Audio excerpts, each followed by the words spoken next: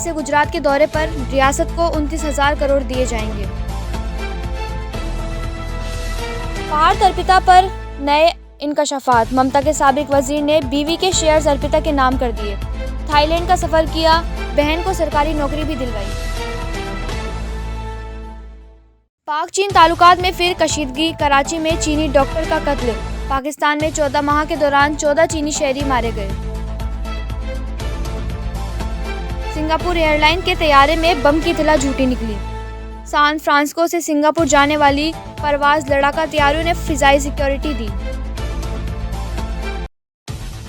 राजस्थान में सियासी उथल-पुथल तस्वीर आज वाज़ेह होगी। दिल्ली पहुंचे गहलोत ने कहा, कांग्रेस में हमेशा से नज्म व ज़ब्त।